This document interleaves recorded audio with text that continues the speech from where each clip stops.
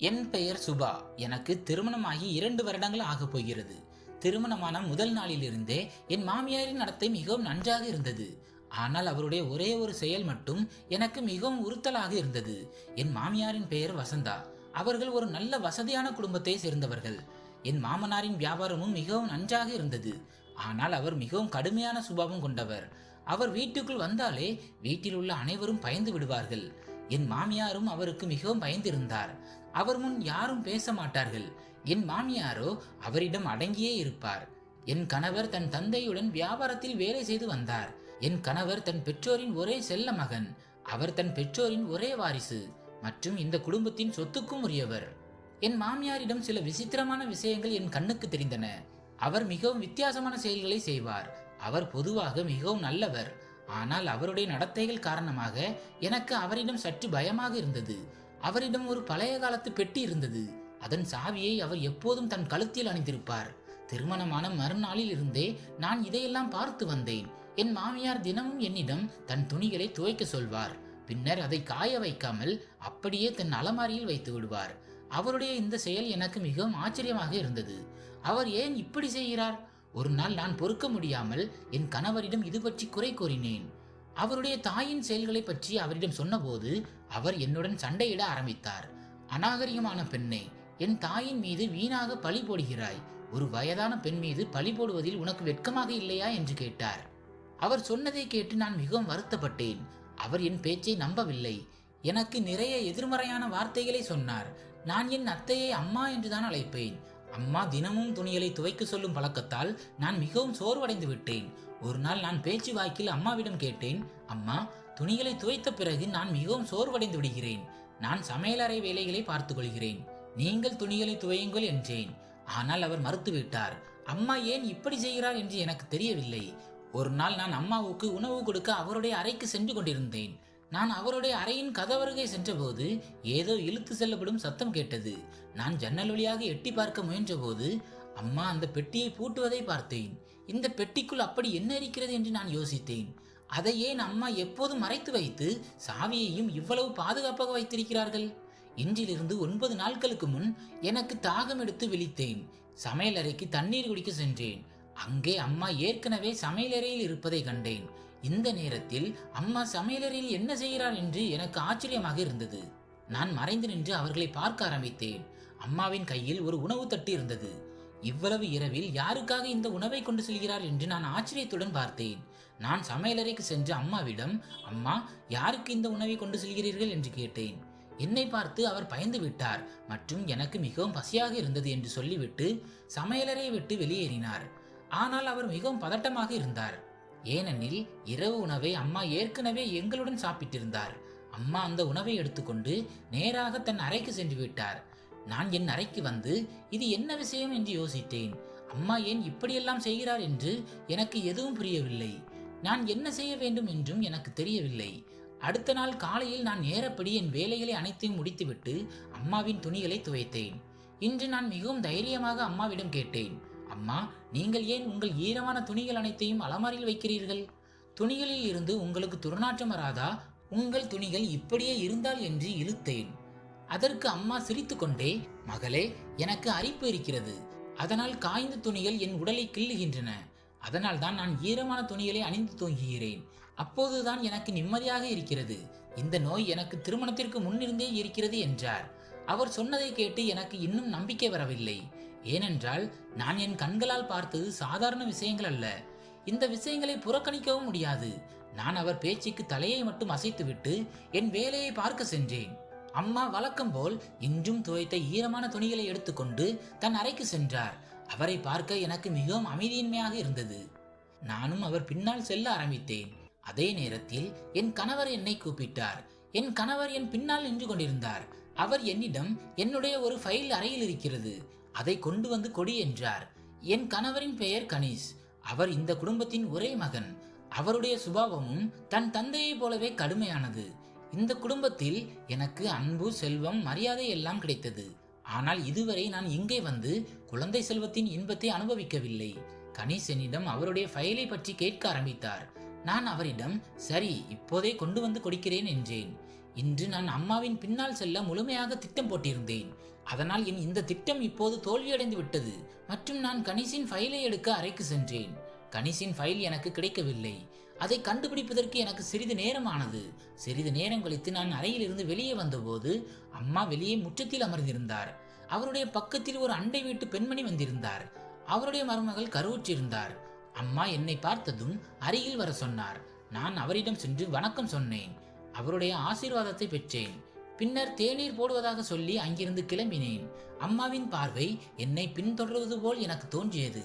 நான் சமையலறையில் நின்று அவர்கள் இருவரின் பேச்சையும் காது கொடுத்து கேட்டேன். அந்த பெண்மணி என்னை மருத்துவ பரிசோதனை செய்ய சொல்லிக் கொண்டிருந்தாள். அவர்களுடைய பேச்சை கேட்டு எனக்குள் ஒரு வெறுமை உணர்வு ஏற்பட்டது. நான் சோகமடைந்தேன். இரவில் எல்லோரும் அவரவர் அறைகளில் தூங்க சென்று விட்டனர். திடீரென்று எனக்கு இடி இடிக்கும் சத்தம் கேட்டது. நான் பயந்து எழுந்து விட்டேன். மொட்டை மாடியில் துணிகள் காய்கின்றன. மழையில் நனைந்துவிடும் என்று எனக்கு ஞாபகம் வந்தது. நான் விரைவாக செருப்புகளை அணிந்து கொண்டு உடனே மொட்டை மாடியை நோக்கி ஓடினேன். நான் மொட்டை மாடிக்கு சென்றதும் என் கண்கள் விரிந்தன. மொட்டை மாடியின் நடுவில் அம்மா நின்று கொண்டிருந்தார். அவரும் ஏதோ ஒரு வேலைக்காக மொட்டை மாடிக்கு வந்திருக்கலாம். ஆனால் இது என்ன? நான் துவைத்த அதே சட்டையை அவர் அணிந்திருந்தார். என் காலடி சத்தம் கேட்டு அம்மா உடனே பயந்து பின்னால் திரும்பினார். என்னை பார்த்து அவர் பயந்து விட்டார். என்னிடம், நான் துணிகளை எடுக்க வந்தேன், உன் உழைப்பு வீணாகிவிடக்கூடாது என்று எனக்கு கவலை ஏற்பட்டது என்றார். என்னுடன் பேசும்போது அவருடைய வாய் குளறியது போல் இருந்தது. அவர் பொய் சொல்வது போல் தோன்றியது. நான் அவரிடம் எதுவும் சொல்லாமல் துணிகளை எடுக்க ஆரம்பித்தேன். அவரும் என்னுடன் கீழே வந்தார். நான் என் அறைக்கு சென்று விட்டேன். என் மனதில் குழப்பங்களின் வலை நிறைந்திருந்தது. அது முடிவுக்கு வருவதாக இல்லை. நாளுக்கு நாள் அம்மாவின் விசித்திரமான செயல்கள் எனக்கு ஒரு மாறுபட்ட வழியை காட்டின. அவருடைய விசித்திரமான செயல்களின் பின்னால் என்ன ரகசியம் இருக்குமோ என்று தெரியவில்லை. இரவு நேரத்தில் இவ்வளவு குளிரில் வெளியே செல்வது என்றும் சிந்தனையில் மிகவும் மூழ்கிவிட்டேன். எப்போது தூங்கினேன் என்று எனக்கு தெரியவில்லை. அடுத்த நாள் காலையில் நான் அம்மாவின் துணிகளை துவைத்துக் கொண்டிருந்த போது அவர் எப்போதும் கழுத்தில் அணிந்திருக்கும் சாவி எனக்கு அவருடைய துணிகளில் கிடைத்தது. எனக்கு மிகவும் மகிழ்ச்சியாக இருந்தது. எப்படியும் இன்று அம்மாவின் ரகசியம் எனக்கு தெரிந்துவிடும். நான் கைகளை கழுவி கொண்டு அவசரமாக அம்மாவின் அறையை நோக்கி நடந்தேன். நான் அவருடைய அறைக்கு சென்றபோது அவர் அலமாரியை பார்த்தவாறு நின்று ஏதோ செய்து கொண்டிருப்பதை கண்டேன். எனக்கு ஆச்சரியமாக இருந்தது. என் காலடி சத்தம் அம்மாவுக்கு கேட்டதும் அவர் சட்டென்று அலமாரியை பூட்டிவிட்டு என்னை பார்த்தார். அவருடைய முகம் வெளறி போயிருந்ததை நான் பார்த்தேன். அவருடைய ஏதோ ஒரு திட்டம் பிடிபட்டது போல் இருந்தது. அம்மா என்னை பார்த்து, என்ன நடந்தது, என்ன செய்ய வந்தாய், ஏதாவது வேலை இருந்ததா என்று கேட்டார். நானும் அவரிடம் இதை பற்றி எதுவும் சொல்ல வேண்டாம் என்று நினைத்து, அம்மா, துணிகளை துவைக்கும் போது உங்கள் சாவி எனக்கு கிடைத்தது என்றேன். அம்மாவின் கண்கள் அந்த சாவியை பார்த்ததும் ஒளிர்ந்தன. அம்மா உடனே என் கையில் இருந்த அந்த சாவியை பிடுங்கிக் கொண்டு, உனக்கு மிகவும் நன்றி, காலையிலிருந்து இந்த சாவியை தான் தேடிக் கொண்டிருந்தேன், எங்கோ வைத்துவிட்டு மறந்துவிட்டேன் என்றார். அம்மாவின் பேச்சை கேட்டு நானும் வெளிப்படையாக சிரித்து கொண்டு அவருடைய அறையிலிருந்து திரும்பி வந்தேன். அம்மாவின் மீது எனக்கு இருந்த சந்தேகம் இப்போது நாளுக்கு நாள் அதிகரித்து கொண்டே சென்றது. வெறும் ஒரு சாவிக்காக அம்மா இவ்வளவு பதட்டப்படுவது சாதாரண விஷயம் அல்ல. இப்போது உண்மையை எப்படி தெரிந்து கொள்வது என்று நான் மிகவும் கவலைப்பட்டேன். ஏனென்றால் அம்மா தன் அறையை விட்டு வெளியே வருவதே இல்லை. நான் ஏதாவது செய்ய வேண்டும் என்று நினைத்தேன். நான் கணேஷிடம் பேச வேண்டும் என்று நினைத்தேன். இரவில் கணேஷ் வீட்டிற்கு வந்தபோது நான் அவரிடம், கணேஷ், இந்த முறை அம்மா மற்றும் அப்பாவை எங்காவது சுற்றுலாவுக்கு அனுப்பலாமா? அவர்களும் மனிதர்கள் தானே. அவர்கள் வீட்டை விட்டும் நகரத்தை விட்டும் எங்கும் செல்வதில்லை. அவர்களுக்கும் வெளியே செல்ல ஆசையாக இருக்கும். இருவரும் வெளியே சென்றால் இருவரின் மனமும் சற்று புத்துணர்ச்சி பெறும். இருவரும் எப்போதும் பிஸியாக இருக்கிறார்கள். வெளியே சுற்றி பார்த்தால் அவர்களுக்கு புத்துணர்ச்சி கிடைக்கும். நாம் அவர்களுக்காக எங்காவது செல்ல ஒரு திட்டம் போடுவோம் என்றேன். நான் சொன்னதை கேட்டு கணேஷ் யோசனையில் ஆழ்ந்து, அது எல்லாம் சரிதான், ஆனால் அப்பாவுடைய சுபாவம் உனக்கு தெரியுமல்லவா? அவருக்கு வெளியே எங்கும் சுற்றி செல்ல பிடிக்காது. அவர் தன் வேலைகளில் மட்டும் பிஸியாக இருப்பார். இந்த விஷயங்களில் அவருக்கு அதிகம் ஆர்வம் இல்லை. இருந்தாலும் நான் பேசி பார்க்கிறேன் என்றார். கணேஷ் தன் தந்தையிடம் பேசினார். ஆனால் அவர் இந்த விஷயத்தில் மறுத்துவிட்டார். என் திட்டம் தோல்வியடைந்ததை நான் பார்த்தேன். என் முயற்சி வீணானது. சில நாட்களுக்கு பிறகு குடும்பத்தினர் அனைவரும் தங்கள் நெருங்கிய உறவினர் ஒருவரின் திருமணத்திற்கு செல்ல வேண்டியிருந்தது. அப்பா மற்றும் கணேஷ் அதிகாலையிலேயே சென்று விட்டனர். நான் என் நோயை சொல்லி திருமணத்திற்கு செல்லவில்லை. நான் வீட்டில் முற்றிலும் தனிமையாக இருந்தேன். எனக்கு இதைவிட சிறந்த வாய்ப்பு கிடைக்காது. நான் விரைவாக வெளியில் உள்ள கதவை பூட்டிவிட்டு அம்மாவின் அறைக்கு சென்றேன். அம்மாவின் அறை வீட்டின் மற்ற அறைகளை விட பெரிதாக இருந்தது. நான் அவருடைய அறையில் சுற்றிலும் கண்களை சுழல விட்டு உண்மையை எப்படி தெரிந்து கொள்வது என்று யோசித்தேன். நான் ஒவ்வொரு பொருளையும் நன்றாக பரிசோதித்தேன். ஒருவேளை அம்மா எதிலாவது சாவியை வைத்துவிட்டு சென்றிருக்கலாம். நான் அறை முழுவதும் தேடினேன். ஆனால் அம்மாவின் ரகசியத்தை அடைய உதவும் எந்த பொருளும் என் கையில் சிக்கவில்லை. நான் சோகத்துடன் வெளியே செல்ல ஆரம்பித்தேன். அப்போது திடீரென்று என் கண் அம்மாவின் அலமாரியின் மீது பட்டது. நான் ஒரு கத்தி அல்லது வேறு ஏதேனும் கருவியால் இந்த அலமாரியை திறக்கலாமா என்று நினைத்தேன். நான் உடனே சமையலறைக்கு ஓடி அங்கிருந்து கத்தியை எடுத்துக்கொண்டு அலமாரியை திறக்க முயன்றேன். ஆனால் நான் எவ்வளவு முயன்றும் முடியவில்லை. பூட்டு திறக்கவில்லை. இவ்வளவு முயற்சிக்கு பிறகும் பூட்டு திறக்கவில்லை. என் இரவும் பகலும் தூக்கத்தை கெடுத்த இந்த ரகசியத்தை இப்போது நான் எப்படி அடைவது? அம்மாவின் ரகசியத்தை அறிவது எனக்கு எளிதான வேலை அல்ல. நான் அம்மாவின் அறையிலிருந்து ஏமாற்றத்துடன் திரும்பி வந்து என் அறையில் அமர்ந்தேன். என் தலை வலித்தது, தாங்க முடியவில்லை. எல்லா தடயங்களும் ஏதோ பெரிய விஷயத்தை நோக்கி சுட்டி காட்டுவது போல் இருந்தது. ஏன் ஒரு நபர் எப்போதும் கழுத்தில் சாவியை போட்டுக்கொண்டு சுற்ற வேண்டும்? அப்படி என்னதான் விலை மதிப்பற்றது? அதை ஏன் அம்மா எல்லார் கண்ணிலிருந்து மறைக்க விரும்புகிறார்? நான் யோசித்து யோசித்து களைப்படைந்தேன். ஆனால் திடீரென்று என் மனதில் ஒரு யோசனை வந்தது. நான் ஏன் இரவு நேரத்தில் அம்மாவின் அறையில் ஒளிந்திருந்து அவர் என்ன செய்கிறார் என்பதை என் கண்களால் பார்க்கக்கூடாது? அவருடைய ஈர துணிகளின் ரகசியம் என்ன? நான் என் மனதில் உறுதியாக தீர்மானித்தேன். இப்போது உண்மையை எல்லோர் முன்னிலையிலும் கொண்டு வந்தே தீருவேன். நான் என் அறையில் ஓய்வெடுத்துக் கொண்டிருந்தேன். அப்போது அம்மா மிகவும் கோபத்துடன் என் அறைக்குள் நுழைந்து கோபமாக என்னிடம், "நீ என் அறையை சோதனை செய்தாயா? அநாகரிகமான பெண்ணை, என் அறைக்குள் செல்ல உனக்கு எவ்வளவு தைரியம்? கடைசியில் நீ எதை எடுக்க அங்கே சென்றாய்? யாருடைய அனுமதியுடன் என் அறைக்குள் சென்றாய்?" என்று புரிந்து தள்ளினார். அம்மா கோபத்தில் சிவப்பாகி என் மீது மிகவும் ஆத்திரமாக பேசினார். நான் அவருடைய கோபமான முகத்தை உன்னிப்பாக பார்த்தேன். நான் அவருடைய அறைக்கு சென்றது அவருக்கு எப்படி தெரியும்? அவரும் ஒருவேளை என்னை பற்றி சந்தேகப்பட்டிருக்கலாம். அப்போது அவர் அந்த கத்தியை என் கையில் வைத்து, "உன் தீய செயல்களை அங்கேயே விட்டு வந்து விட்டாய். இன்று உன் கணவர் வரட்டும், உன் நடத்தையை பற்றி சொல்கிறேன். அவனுடைய மனைவி எப்படி என் வாழ்க்கையை நரகமாக்கி கொண்டிருக்கிறாள்" என்றார். அம்மா சொன்னதை கேட்டு நான் மிகவும் பயந்து விட்டேன். ஏனென்றால் கணேசுக்கு தெரிந்தால் அவர் என்ன செய்வாரோ என்று தெரியவில்லை. நான் அம்மாவின் முன் கைகூப்பி, "அம்மா, என்னை மன்னித்து விடுங்கள். இனிமேல் நான் அப்படி எதுவும் செய்ய மாட்டேன்" என்றேன். அம்மா கோபமாக என் அறையை விட்டு வெளியே சென்றார். நான் அழுது கொண்டே அம்மா கணேசிடம் எதுவும் சொல்லக்கூடாது என்று கடவுளை பிரார்த்தனை செய்தேன். ஆனால் அதிர்ஷ்டவசமாக அம்மா கணேசிடம் எதுவும் சொல்லவில்லை. அன்றிலிருந்து அம்மாவின் கண்கள் எப்போதும் என் மீதே பதிந்திருந்தன. நான் இப்போது எல்லாவற்றையும் விட்டுவிட்டு அவரை கவனித்துக் கொள்ள ஆரம்பித்தேன். இந்த நாட்களில் வியாபார விஷயமாக மாமா மற்றும் என் கணவர் சில நாட்களுக்கு நகரத்திற்கு வெளியே செல்ல வேண்டியிருந்தது. இப்போது வீட்டில் நானும் என் மாமியார் மட்டுமே தனியாக இருந்தோம். என் மாமியார் நாள் முழுவதும் என்னை வேலையில் பிஸியாக வைத்திருந்தார். இந்த நாட்களில் நான் ரகசியத்தை கண்டுபிடிக்க வேண்டும் என்ற விஷயத்தை முற்றிலும் மறந்துவிட்டேன். அம்மா என்னை ஏதோ ஒரு வேலையில் சிக்க வைத்துக் கொண்டே இருந்தார். அவருக்கு என்ன ஆயிற்று என்று எனக்கு தெரியவில்லை. அம்மா ஏன் என்னுடன் இப்படி செய்கிறார் என்று நான் மிகவும் கவலைப்பட்டேன். நானும் அம்மாவும் இப்போது ஒரே அறையில் தூங்கினோம். ஆனால் இதுவரை அம்மா என் முன் எந்த செயலையும் செய்யவில்லை. அதனால் என் சந்தேகம் அவர் மீது செல்லவில்லை. மாமா மற்றும் கணேஷ் சென்று 3 நாட்களாகி விட்ட போது நடந்த சம்பவம் இது. அம்மா சமையலறையிலிருந்து உணவுப் பொருட்களை எடுத்து செல்வதை பார்த்தேன். அவர் எல்லா பொருட்களையும் ஒரே பையில் அடைத்துக் கொண்டிருந்தார். அம்மா இந்த சாமான்களை எங்கே எடுத்து செல்கிறார், யாருக்காக என்று எனக்கு மிகவும் ஆச்சரியமாக இருந்தது. என் ஆச்சரியம் நீங்குவதற்குள் அம்மா திரும்பி வருவதை நான் பார்த்தேன். நான் விரைவாக அவருடைய அறைக்கு வருவதற்குள் படுக்கையில் சென்று படுத்துக்கொண்டேன். அம்மா அந்த பையை படுக்கைக்கு அடியில் வைத்துவிட்டு தன் படுக்கையில் சென்று படுத்துக்கொண்டார். இது என்ன நடக்கிறது என்று நான் யோசனையில் ஆழ்ந்தேன். அம்மா படுக்கைக்கு அடியில் அந்த பையை வைத்ததன் அர்த்தம் என்ன? எனக்கு மூச்சு திணறியது போல் இருந்தது. அம்மாவின் விசித்திரமான செயல்கள் இப்போது எனக்கு மிகவும் பயமாக இருந்தது. அவர் செய்த இந்த செயல்கள் புறக்கணிக்கப்படக்கூடிய சாதாரண விஷயங்கள் அல்ல. நான் தூங்க மிகவும் முயற்சி செய்தேன்.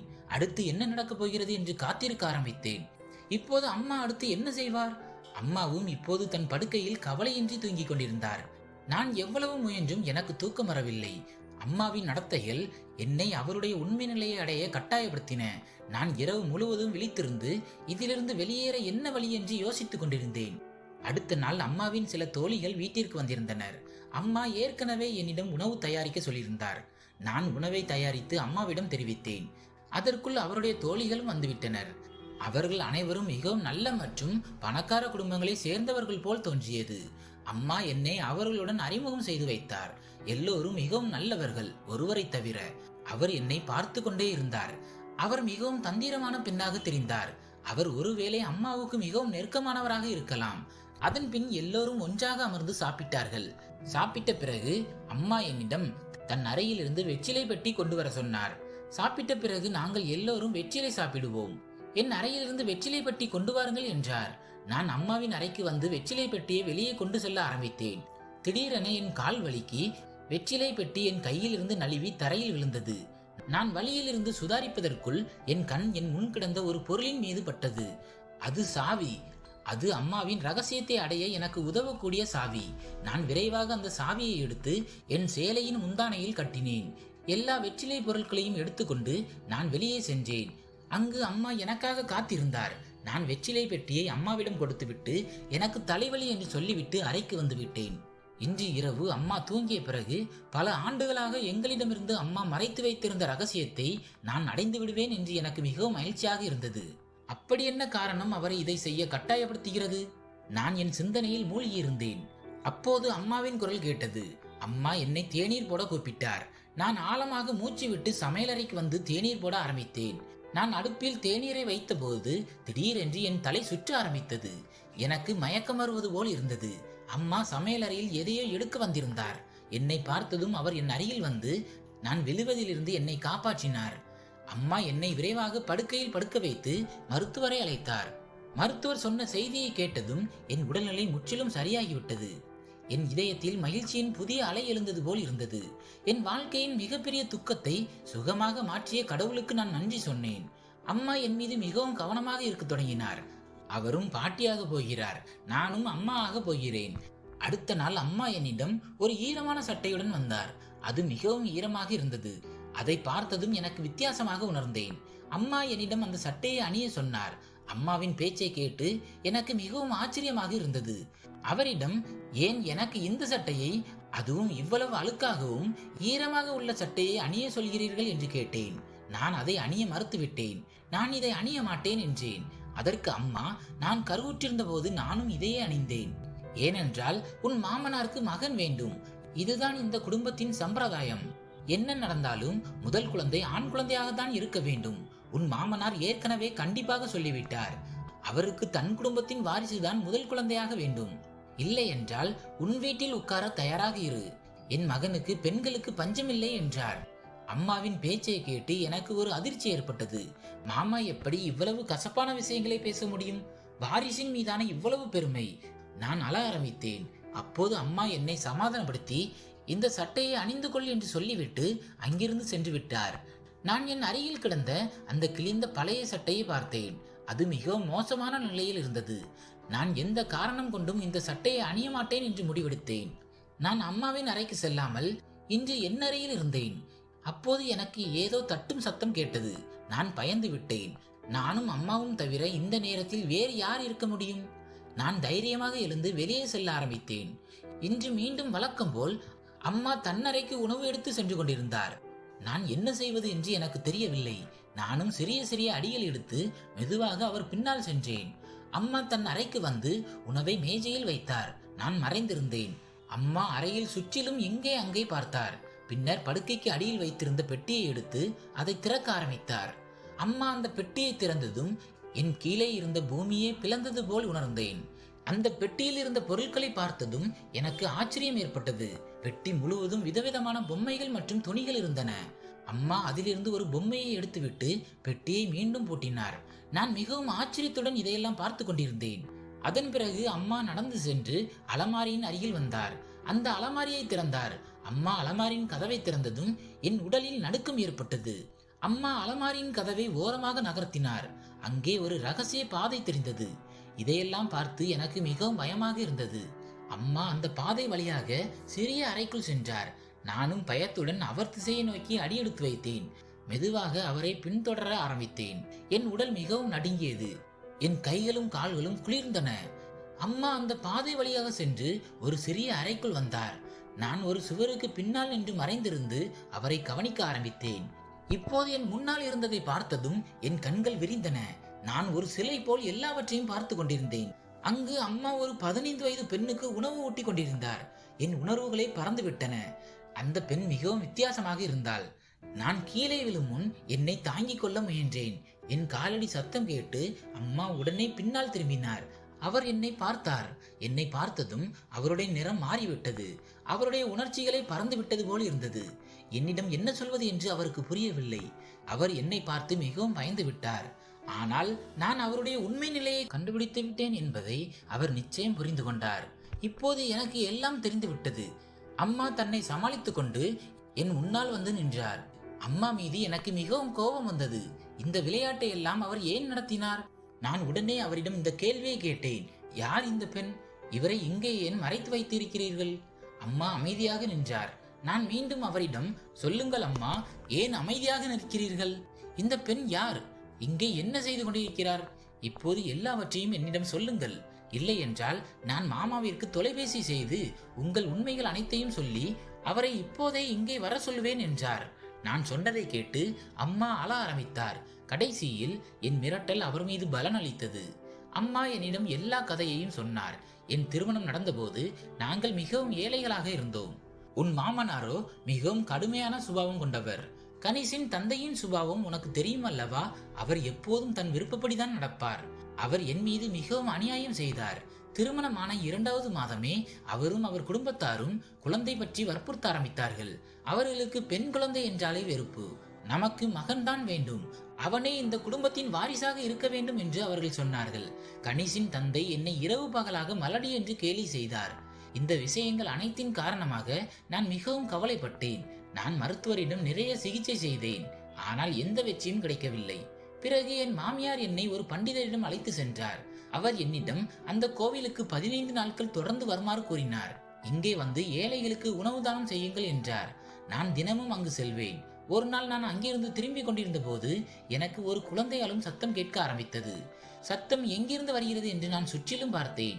என் கண் சாலையின் ஓரத்தில் கிடந்த இந்த பெண் மீது பட்டதும் நான் இந்த குழந்தையை என் மடியில் தூக்கி கொண்டேன். இந்த குழந்தை வெள்ளை துணிகளில் சுற்றப்பட்டு அங்கே கிடந்தது. இதை பார்த்ததும் என் இதயம் நடுங்கியது. கடைசியில் இப்படி ஒரு அதிர்ஷ்டம் இல்லாத யார் இந்த குழந்தையை இப்படி இங்கே விட்டு சென்றது? நான் இந்த குழந்தையை எடுத்துக்கொண்டு வீட்டிற்கு வந்தேன். ஒருவேளை இந்த குழந்தை கடவுளின் பரிசாக எனக்கு கிடைத்திருக்கலாம். என் பிரார்த்தனைக்கு பதில் நான் இதை எல்லாவற்றிலும் இருந்தும் மறைத்து வைத்தேன். இந்த குழந்தை ஒரு அதிசயம் செய்கிறது. இது யாரை தொடுகிறதோ அந்த காரியத்தில் லாபம் ஏற்படுகிறது. இது நான் சோதித்த விஷயம். இந்த குழந்தை என் ஈரமான துணிகளை தொடும்போதெல்லாம் என் வீட்டின் செல்வம் அதிகரிக்கிறது. இந்த பெண்ணுக்கு மனநிலை சரியில்லை. நான் இதை மறைத்து வைத்தேன். நான் எப்போதாவது கணேஷின் தந்தையிடம் மகள் பற்றி பேசியிருந்தால் கூட அவர் கோபத்துடன், மகள்கள் வெறும் அவமானத்தை கொண்டு வருபவர்கள், எனக்கு மகள் வேண்டாம். உனக்கு மகள் பிறந்தால் நான் என் கையாலேயே அவளை கொன்று விடுவேன். எனக்கு என் மாதிரி ஒரு மகன்தான் வேண்டும். அவன் ஆணாக வலிமையாகவும் சக்தி வாய்ந்தவனாகவும் இருக்க வேண்டும் என்று சொல்வார். அவருடைய சிந்தனையை பற்றி எனக்கு மிகவும் வருத்தமாக இருந்தது. ஆனால் நான் சக்தியற்றவள், என்ன செய்ய முடியும்? ஆனால் இந்த குழந்தை வளர வளர என் காலங்களும் மாற ஆரம்பித்தன. வியாபாரம் வளர ஆரம்பித்தது. இப்படிப்பட்ட குழந்தைகளுக்கு கடவுள் எல்லா பிரார்த்தனையையும் கேட்பார் என்று நான் எங்கோ கேள்விப்பட்டேன். நான் இந்த குழந்தையை என் குழந்தைக்காக பிரார்த்தனை செய்ய சொன்னேன். ஆனால் என் மனதில் ஒரு விசித்திரமான பயம் இருந்தது. ஒருவேளை இந்த குழந்தை யாருடைய கண் முன்னும் வந்துவிடக்கூடாது. அதனால் தான் நான் இதை எல்லோரையும் விட்டு மறைத்து வைத்தேன். நான் உனக்கு கொடுத்த சட்டை கணேஷ் பிறந்த போதும் எனக்கு இவள்தான் கொடுத்தாள். அப்போதுதான் எனக்கு கணேஷ் பிறந்தான். இந்த குழந்தை உன் கணவரை விட பெரியவள். இவளுடைய உடல்நிலை மற்றும் மூளை காரணமாக இவள் மிகவும் சின்னவளாக தெரிகிறாள். கணேஷ் பிறந்தபோது இந்த குழந்தைக்கு 6 வயது. அன்றிலிருந்து இவளுடைய கையில் இந்த அதிசயம் இருக்கிறது. உன் கணவர் என் திருமணமான 8 வருடங்களுக்கு பிறகுதான் பிறந்தான். அதனால் தான் எல்லோரும் என்னை மலடி என்று நினைத்தார்கள். ஆனால் அதன் பிறகு எனக்கு வேறு குழந்தை பிறக்கவில்லை. நான் இந்த குழந்தையை என் சொந்த குழந்தையை போல வளர்த்தேன். எல்லோரையும் விட்டு மறைத்து இவளை பராமரித்தேன். இந்த குழந்தையால் பேச முடியாது, ஆனால் கேட்க மட்டுமே முடியும். இவளுடைய மூளை இன்னும் குழந்தை போலதான் இருக்கிறது. இந்த விஷயங்கள் அனைத்தையும் நான் உன்னிடமிருந்து மறைத்தேன். அதனால் நீ யாரிடமாவது சொல்லிவிடக்கூடாது. இதை பற்றி யாருக்காவது தெரிந்தால் உன் மாமனார் மிகவும் கோபப்படுவார். இதுதான் காரணம். எனக்கு நடந்தது உனக்கும் நடந்துவிடக் கூடாது என்று நான் விரும்பினேன். அதனால்தான் நான் உனக்கு அந்த சட்டையை கொடுத்தேன் என்றார். அம்மாவின் பேச்சை கேட்டதும் எனக்கு மிகவும் வருத்தமாக இருந்தது. மாமாவின் சிந்தனை என்ன? நாங்களும் பெண்களாக இவ்வளவு மோசமானவர்களா? மக்கள் நாங்கள் பிறப்பதற்கே பயப்படுகிறார்களா? ஆண் குழந்தையை பெற்றெடுப்பது ஒரு பெண்ணின் வாழ்க்கையின் நோக்கமாக ஆக்கப்படுகிறதா? அவள் ஆண் குழந்தையை பெற்றெடுக்காவிட்டால் அந்த பெண் வாழ்க்கை முழுவதும் குற்றச்சாட்டுகளை எதிர்கொள்ள வேண்டியிருக்கிறதா? நான் அம்மாவிடம் மன்னிப்பு கேட்க ஆரம்பித்தேன். நான் அவரை எவ்வளவு தவறாக புரிந்து கொண்டேன். நாங்கள் பேசிக் கொண்டிருந்த போது திடீரென்று என் தொலைபேசி ஒலித்தது. என் கணவர் கணேசுக்கு விபத்து ஏற்பட்டதாகவும் அந்த விபத்தில் அவருடைய இரு கால்களும் செயல் இழந்து விட்டதாகவும் செய்தி கிடைத்தது. இதை கேட்டதும் என் காதுகளில் இடி விழுந்தது போல் இருந்தது. அம்மாவும் இதை கேட்டு மயக்கமடைந்து கீழே விழுந்து விட்டார். என் நிலையும் மிகவும் மோசமாகிவிட்டது. என் மாமனார் மிகவும் உடைந்து போய்விட்டார். அவருடைய எல்லா பெருமை மற்றும் மகனின் மீதான ஆணவம் அனைத்தும் இன்று மண்ணாகிவிட்டது. அவருடைய ஆணவத்திற்கு அவருக்கு தண்டனை கிடைத்து விட்டது. நான் என் விதியை ஏற்றுக்கொண்டேன். ஏனென்றால் கடவுள் எது செய்தாலும் சிறந்ததையே செய்வார். நான் எல்லாவற்றிலும் மகிழ்ச்சியாக இருந்தேன். ஆனால் என் கணவரின் இந்த நிலையை என்னால் பார்க்க முடியவில்லை. இந்த சம்பவங்கள் அனைத்தும் அம்மாவை படுக்கையில் ஆக்கிவிட்டன. அவர் மிகவும் கடுமையாக நோய்வாய்ப்பட்டார். அந்த பெண்ணையும் நான் அறையிலிருந்து வெளியே அழைத்து வந்து என்னுடன் வைத்திருக்க ஆரம்பித்தேன். அந்த பெண்ணின் மீது எனக்கு ஒரு மாறுபட்ட பாசம் ஏற்பட்டது. நான் அவளை மிகவும் கவனமாக பார்த்து கொண்டேன். என் வீடு உடைந்து கிடப்பதை பார்த்தபோது, மக்கள் இறக்கும் போது பெருமை எங்கே போகிறது என்று நான் நினைத்தேன். பெண்களை வெறுக்கும் பிரச்சாரம் செய்பவர்கள் வாழ்நாள் முழுவதும் மகன்களை குறித்து கவலைப்படுகிறார்கள். மகளை பற்றி பயன்படுத்தும் வார்த்தைகள் பின்னர் உங்களுக்கே வாழ்நாள் முழுவதும் தண்டனையாகிவிடும். மகள்தான் உங்களை இந்த உலகத்திற்கு கொண்டு வந்தாள். தாயாகி உங்களை வளர்த்தாள். மகளாகி உங்கள் துணையாக நின்றாள். மற்றும் மருமகளாகி உங்கள் குடும்பத்தை வளர்த்தாள். நமது நாட்டின் மகள்கள் மகன்களுக்கு சளைத்தவர்கள் அல்ல.